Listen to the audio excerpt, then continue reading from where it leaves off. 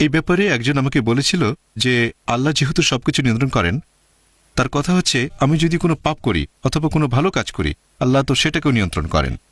আর আমি একজন মুসলিম বা অমুসলিম অথবা অন্য কোনো ধর্মের, সেটাও আল্লাহ নিয়ন্ত্রণ করছেন। আমি তার যুক্তিতে সন্তুষ্ট হইনি। এখন আপনার উত্তরটা জানতে চাচ্ছি। ভাই, আপনি প্রশ্ন করলেন যে আপনার এক বন্ধু প্রশ্ন করেছিল, কোরআন বলছে, সঠিক অনুবাদ হচ্ছে সবকিছুর উপরে আল্লাহর ক্ষমতা আছে। যেহেতু সবকিছুর উপরে আল্লাহর ক্ষমতা আছে, যদি কেউ ভুল করে বসে, সবকিছুর উপরে আল্লাহর ক্ষমতা, সে যদি মুসলিম হয়, আল্লাহ ক্ষমতাবান, সবকিছুর উপরে আল্লাহর ক্ষমতা আছে। তাহলে আপনার প্রশ্নটা কি? ক্ষমতা মানে সবকিছুর উপরে আল্লাহর ক্ষমতা আছে। তবে কেউ যদি মুসলিম হয়, তার উপরে আল্লাহর ক্ষমতা আছে? হ্যাঁ, ক্ষমতা আছে। কেউ যদি ভুল করে, তিনি ক্ষমা করতে পারবেন কিনা? হ্যাঁ, ক্ষমা করতে পারেন। অথবা একজন অমুসলিম, তার উপর আল্লাহর ক্ষমতা আছে? হ্যাঁ, তার উপরে আল্লাহর ক্ষমতা আছে। আপনি কি জানতে চাচ্ছেন আল্লাহ ক্ষমা করতে পারবেন কিনা? আমাদের সবার নিয়তি লিখেছেন আল্লাহ। প্রথম উদ্ধৃতিটা ভুল ছিল।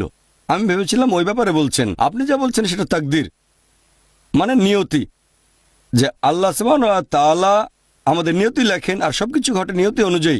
আপনি কোরআনে যে আয়াতের উদ্ধৃতি দিলেন সেটা ঠিক না। আল্লাহ নিয়তি লেখেন। আর বেশিরভাগ ধর্মেই হোক, সেটা হিন্দুইজম বা ইসলাম, আমরা মানি যে নিয়তি বলে একটা জিনিস আছে, আমরা সেই নিয়তিকে অনুসরণ করি। এখন প্রশ্ন হচ্ছে, আমার নিয়তিতে যদি লেখা থাকে যে আমি ডাকাতি করব, তারপর ডাকাতি করলাম, এখানে দোষটা কার? আল্লাহর। আল্লাহ নিয়তিতে লিখেছেন ডাকাতি করবো, তো ডাকাতি করেছি। এখানে দোষী কে? আল্লাহ। আমাকে দোষ দিচ্ছেন কেন?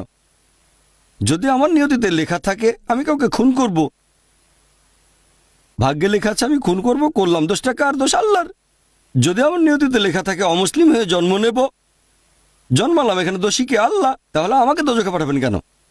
ভাই, আমরা এই কদর বা নিয়তিতে বিশ্বাস করি। তবে মানুষের এই ব্যাপারে ভুল ধারণা আছে যে নিয়তি কি। আমি আপনাদের একটা উদাহরণ দিচ্ছি। ধরেন একটা ক্লাসে 100 জন ছাত্রছাত্রী আছে, আর বছরের শেষের দিকে পরীক্ষা শুরুর আগে টিচার বললেন, তুমি পরীক্ষায় ফার্স্ট ক্লাস ফার্স্ট হবে, তুমি পাবে সেকেন্ড ক্লাস, তুমি ফেল করবে। এরপর পরীক্ষা হয়ে গেল, খাতা দেখা হলো, রেজাল্ট বের হলো, প্রথম জন হলো ফার্স্ট ক্লাস ফার্স্ট, পরের জন সেকেন্ড ক্লাস, শেষের জন ফেল। আমি কথাগুলো উদাহরণ হিসেবে বলছি। এখন আমি আপনাকে প্রশ্ন করছি, যে ছাত্র ফেল করেছে, যে পাশ করতে পারেনি, সে কি টিচারকে দোষ দেবে যে আপনি বলেছিলেন বলেই তো আমি ফেল করেছি? টিচারকে দোষ দিতে পারবে না। যেহেতু টিচার তাদের 1 বছর পড়িয়েছেন, তিনি জানেন যে এই ছাত্র অনেক পড়াশোনা করে, সময় মতো লেখাপড়া করে, তাই হতে পারে first class first, second class. এই ছাত্র পড়াশোনা করে না, সিনেমা দেখে, আড্ডা দেয়, ফেল করবে। এখন টিচার আগে থেকে বলেছেন বলেই কি তাকে দোষ দেবেন? না। একইভাবে আল্লাহ সুবহানাহু ওয়া তাআলা এই টিচারের চেয়ে অনেক উপরে, তাঁর আছে ইলমে গায়েব, তিনি ভবিষ্যতের ব্যাপারে জানেন। টিচার বলেছিলেন অভিজ্ঞতা থেকে, তবে আল্লাহ তাআলা, তাঁর আছে ইলমে গায়েব, তিনি জানেন ভবিষ্যতে কি ঘটতে যাচ্ছে। তাই আল্লাহ আগে থেকেই লিখে রাখেন। যেমন ধরেন, আপনি একটা রাস্তার মোড়ে, সামনে 5টা রাস্তা, রাস্তা 1, 2, 3, 4, 5, আপনি যে কোনো একটাতে যাবেন, আপনি বেছে নিলেন রাস্তা 2। এখন আল্লাহ আগে থেকেই জানেন যে এই লোক রাস্তার মোড়ে আসলে তখন সে বেছে নেবে রাস্তা 2, আগে থেকেই জানেন, তাই লিখে রেখেছেন। এই লোক রাস্তার মোড়ে আসলে তখন সে বেছে নেবে রাস্তা নাম্বার 2। এমন না যে আল্লাহ লিখে রেখেছেন বলেই বেছে নিচ্ছেন, আপনি এই রাস্তা বেছে নেবেন বলে আল্লাহ আগে থেকে লিখে রেখেছেন।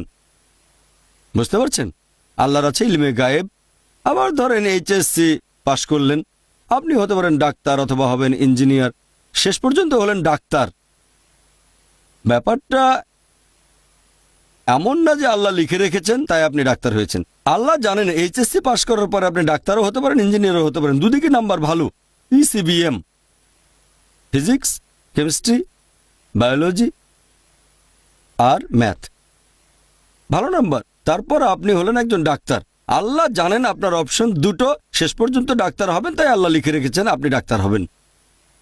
এরপর যখন কর্মজীবন শুরু করবেন, তখন সৎ উপায়ে 1000 টাকা কামাতে পারেন বা চুরি করতে পারেন, আপনার খুশি, ঠিক করলেন চুরি করবেন।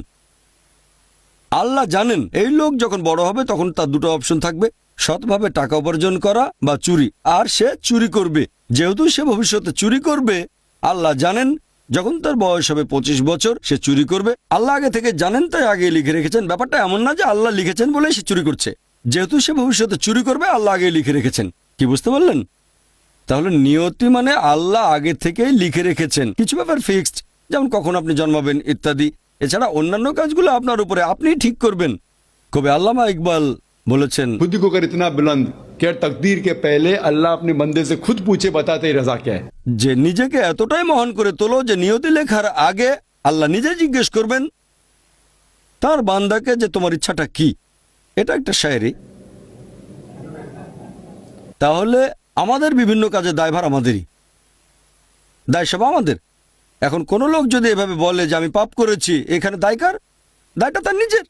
আল্লাহ তাকে অপশন দিয়েছেন যে এই পথ নির্দেশ মেনে চলেন, মেনে চললে ঠিক আছে, না মানলে দায়ভার আপনার। একইভাবে কেউ অমুসলিম, সে যে একজন অমুসলিম, এই দায়ভারটা কার? আমাদের প্রিয় নবী মুহাম্মদ সাল্লাল্লাহু সাল্লাম বলেছেন, প্রত্যেক শিশু জন্মে নেয় দিনুল ফিতরে, সে জন্মায় মুসলিম হিসেবে। মুসলিম মানে যে আল্লাহ তাআলার কাছে আত্মসমর্পণ করে। প্রত্যেকটা শিশু যখন জন্মায় তখন তার হার্টবিট আল্লাহর পথে থাকে, তার নিঃশ্বাস প্রশ্বাস আল্লাহর পথে থাকে, তার ইচ্ছেগুলোও সব আল্লাহর পথে। পরবর্তীতে আমাদের নবী বলেছেন তাকে প্রভাবিত করে তার গুরুজনেরা, তার বাবা মা, তারপর সে শুরু করে মূর্তি পূজা অথবা শুরু করে অগ্নি পূজা, এভাবে হয়ে যায় অমুসলিম। সেজন্য কোনো অমুসলিম যখন ইসলাম গ্রহণ করে, কনভার্ট শব্দটা সঠিক না, এখানে সঠিক শব্দ হচ্ছে রিভার্ট। প্রত্যেক মানুষ জন্মায় মুসলিম হয়ে, পরবর্তীতে ভুল পথে গিয়ে আবার যখন ফিরে আসে, এখানে সঠিক শব্দটা রিভার্ট।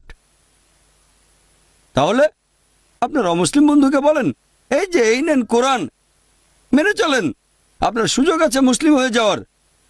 বলেন কোরআন পড়েন, মেনে চলেন, যদি কোনো সমস্যা হয় আমাকে জিজ্ঞেস করেন, অথবা আইআরএফ নামে একটা প্রতিষ্ঠান আছে সেখানে যেতে পারেন, তারা আপনাকে সাহায্য করবে। এই বইটা নেন, আগামীকাল আর কাউকে বলতে পারবেন না যে আপনি মুসলিম হওয়ার সুযোগ পাননি।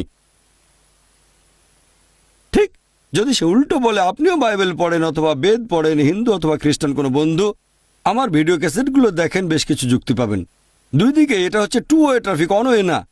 আপনার বন্ধু আপনাকে উল্টো বলতে পারে, এই যে বাইবেল নেন, পড়েন, খ্রিস্টান হয়ে যান, তখন আপনি বলবেন আমি আপনার চেয়ে বেশি খ্রিস্টান। ঠিক না ভাই? ঠিক। তাহলে two way traffic, one way না। আমি বিশ্বাস করি এরকমই। ওয়ান ওয়ে ট্রাফিক আসলে ভুল। সুযোগ তো দুই পক্ষকে দিতে হবে। আমাদের আল্লাহ মাথায় বুদ্ধি দিয়েছেন, আমাদের যুক্তি দিয়েছেন, যে কারণে আমরা মানুষ জাতি সবার উপরে। কারণ এই না যে আমরা দেখতে সুন্দর, হ্যান্ডসাম। আমরা এই বুদ্ধি ব্যবহার করবো যাতে সত্যের পথে আসতে পারি। আপনার অমুসলিম বন্ধুকে বলেন যে হ্যাঁ, আল্লাহ আমাদেরকে দিয়েছেন স্বাধীন ইচ্ছা, আমরা বেছে নিতে পারি, তবে আল্লাহ আগে থেকেই জানেন যে এই লোকটা পবিত্র কোরআন পাওয়ার পরে সে মুসলিম হয়ে যাবে।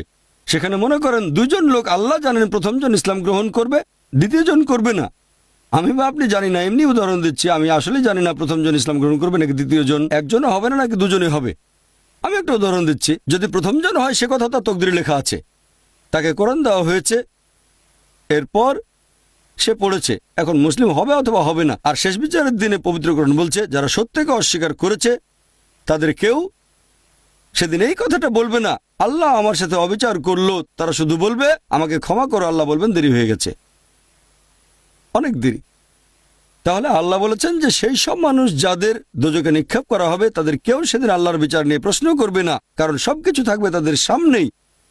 আমরা যেমন আজকে রেকর্ড করে কালকে দেখাতে পারবো, আমি জানি না আল্লাহ সেটা কিভাবে করবেন। আল্লাহ বলেছেন তোমার অঙ্গ প্রত্যঙ্গ তোমার বিরুদ্ধে সাক্ষ্য দেবে, চোখ তোমার বিরুদ্ধে সাক্ষ্য দেবে। তাহলে সেখানে সাক্ষী হিসেবে কাউকে লাগবে না, নিজেই বুঝতে পারবেন আপনার ভুলগুলো কি কি ছিল। তারপর আল্লাহর কাছে অনুরোধ করবেন আমাকে ক্ষমা করো, আল্লাহ বলবেন দেরি হয়ে গেছে। সুযোগ দেওয়া হয়েছে পৃথিবীতে, আপনি একের পর এক ভুল করেছেন, আল্লাহ সুযোগ দিয়েছেন, ভুল করেছেন, আল্লাহ সুযোগ দিয়েছেন। পৃথিবীর জীবন শেষ হলে পরকাল হিসাব কিতাব, শেষ বিচারের দিন আপনার কাজগুলোর উপর ভিত্তি করে হয় যাবেন বেহেশতে, তার মানে জান্নাতে, অথবা যাবেন দোজখে। আশা করি উত্তরটা পেয়েছেন। কোনো বোন কি প্রশ্ন করবেন?